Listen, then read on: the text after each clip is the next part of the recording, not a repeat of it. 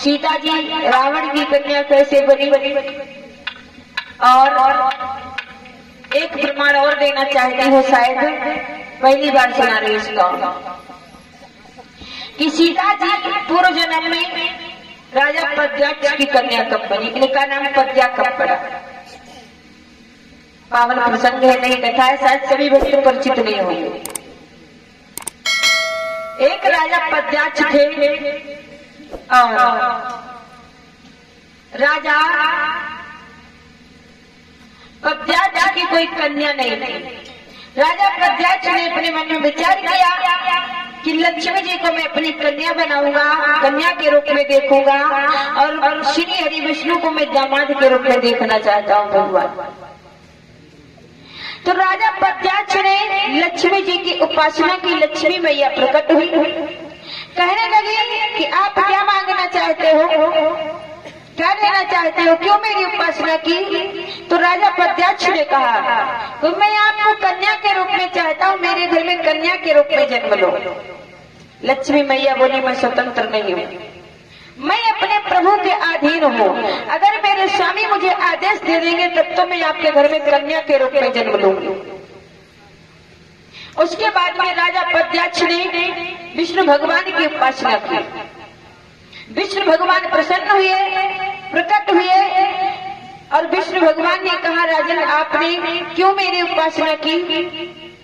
तो राजा पद्याक्ष ने कहा कि मैं लक्ष्मी जी को अपनी कन्या के रूप में देखना चाहता हूँ, आपको दामाद के रूप में, इसलिए मुझे वरदान दो। तो राजा पद्याक्ष को श्री हरि विष्णु ने 5 फल दिए, नींबू, बिनौरा, संतरा, यानी 5 फल, और कहने लगे जाओ इन फलों को लेकर के जाओ। राजा पद्याक्ष के हाथ में जब 5 फल पहुंचे तो 5 फल एक में मिल गए, और एक में फल मिलते ही वो फल फूट गया। जब फल फूट गया उससे एक कन्या का प्राप्ति हुआ, और कोई ने लक्ष्मी जी कन्या के रूप में प्रकट हो गई राजा के हाथों से, फल से। राजा का नाम पद्याक्ष था, राजा ने उस कन्या का नाम पद्या रख दिया, और वो कन्या कहते स्वयं लक्ष्मी जी थी, बहुत जल्दी बड़ी हो गई। जब शादी हुई तो राजा पद्याक्ष ने सोचा मुझे कन्या का स्वयंवर करना चाहिए।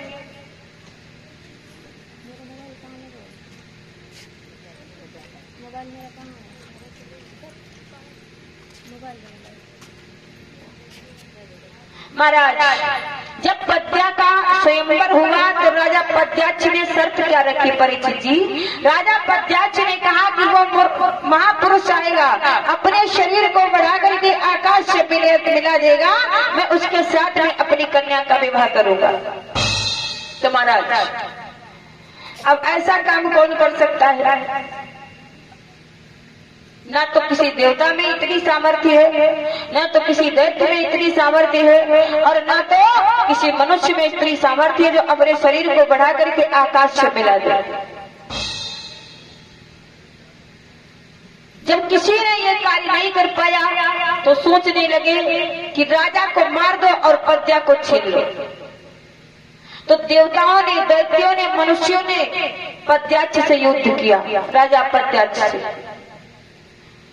लेकिन राजा पद्याक्ष ने भी भयंकर युद्ध किया। उस युद्ध में देवताओं को और मनुष्यों को परास्त कर दिया। देवता भी स्वर्गलोक को चले गए, मनुष्य भी अपना वापस चले गए। बाद में जो दैत्य थे उन्होंने राजा पद्याक्ष को दैत्यों ने मार दिया। जब राजा पद्याक्ष को दैत्यों ने मार दिया तो पद्या जो थी वहां से भाग खड़ी हुई, अंतर ध्यान हो गई, घर की ओर चली गई। दैत्यों ने ढूंढना प्रारंभ किया, यही कहीं होगी पद्या। सारा घर ढूंढ डाला लेकिन पद्या नहीं मिली। पूरा घर गिरा दिया, पद्या नहीं मिली। पूरा गांव ढूंढ दिया, पद्या नहीं मिली। गांव को भी, पूरे नगर को गिरा दिया, ध्वस्त कर दिया, पद्या नहीं मिली। सभी दैत्य भी चले गए वहां से। उसके बाद में एक दिन की बात, रावण विमान में बैठ करके जा रहा था तो रावण का जो विमान मंत्री था नीचे को देखता है, वही पद्या आसन लगा करके बैठी हुई। रावण के मंत्री ने कहा, दशानन देखो, जिस कन्या के पीछे राजा प्रत्याशी ने भयंकर युद्ध किया था, देवताओं को भी हरा दिया था, मनुष्यों को भी हरा दिया था, और दैत्यों ने प्रत्याशी को मार दिया था, जिस कन्या के स्वयंवर में, वही प्रत्या वो बैठी है। रावण दौड़ करके आया, उसने प्रत्या से कहता है, वो रावण की तुम मेरे साथ में विवाह कर लो। प्रत्या बोले नहीं करूंगी, क्योंकि मेरे पति तो वही भगवान है, जब आएंगे मुझे लेकर के जाएंगे। रावण नहीं मानता है, प्रत्या के केस पकड़ने के लिए दौड़ता है, लेकिन प्रत्या ने क्या किया, वही अपनी योग शक्ति के द्वारा अग्नि प्रकट की और उसी में प्रवेश कर गया। रावण ने कहने लगा, रावण कहता है कि अब मैंने तुम्हारा निवास स्थान देख लिया, आपका निवास स्थान अग्नि में है, और घड़े से जल भर भर करके सारी अग्नि बुझा डाली। जब अग्नि बुझाई महाराज, उसमें थोड़ी सी भस्म निकली, और उसी भस्म में देखता है 5 रत्न दिखाई दिए रावण को। जैसे 5 रत्नों 5 फल दिए थे भगवान ने प्रत्याशी को, उसी प्रकार से 5 रत्नों में वो प्रत्या बदल गए। 5 रत्न रावण ने देखे भस्म के अंदर। वो 5 रत्न एक बक्से में संदूक में बंद कर लेता है और लेकर के लंका में गया। पूजा घर में रख दी वो संदूक, और जाकर के मंदोदरी से कहता है कि हे प्राण प्रिय, मैं आपके लिए बहुत अच्छी सी वस्तु लाया हूँ, पूजा घर में वो संदूक रखी, उठा करके लाओ। मंदोदरी गई है पूजा घर में वो संदूक उठाने के लिए, लेकिन उसको नहीं उठा सकी, इतना भारी वजन हो गया। जाकर के मंदोदरी कहती है, स्वामी तुम क्या लाए हो? मैंने संदूक उठाना तो दूसरा, उसको हिला नहीं पाया। रावण दौड़ करके जाता है, उसने देखा उस संदूक को खोल करके तो महाराज और कोई नहीं, वही प्रत्या बैठी है संदूक के अंदर कन्या के रूप में। मंदोदरी कहने लगी, स्वामी मुझे तो कुछ अनहोनी दिखाई देती है। अरे ये छोटी सी कन्या इतनी भारी है, जब बड़ी होगी तब ये क्या करेगी, आप नहीं जान सकते हो। मुझे कुछ अनहोनी सी दिखाई देती, इसलिए आप इसको लंका से बाहर फेंकवा दो। रावण ने सिपाहियों को बुलाया और संदूक उठा करके दी, कहने लगे जाओ इस संदूक को कहीं बाहर फेंक करके आओ। बोलिए गोविंद भगवान की। तो महाराज इधर चलते वक्त मंदोदरी ने कहा रावण से कि एक काम करना, इस संदूक को बाहर मत फेंकवा देना, जमीन के अंदर गड़वा देना। रावण ने सिपाहियों से कहा, ये जो तुम संदूक लेकर के जा रहे हो, जिसके अंदर कन्या है, इसको यही जमीन पर डाल करके मत आना, भूमि में गाड़ देना। सिपाही वो संदूक लेकर के जाते हैं और गए हैं जनकपुरी में। जनकपुरी में उस संदूक को गाड़ गए हो जमीन के अंदर। आनंद रामायण से कुछ ऐसा प्रमाण मिलता है, जब जमीन के अंदर उस संदूक को गाड़ गए हो। इधर जनकपुरी में सूखा पड़ा हुआ है।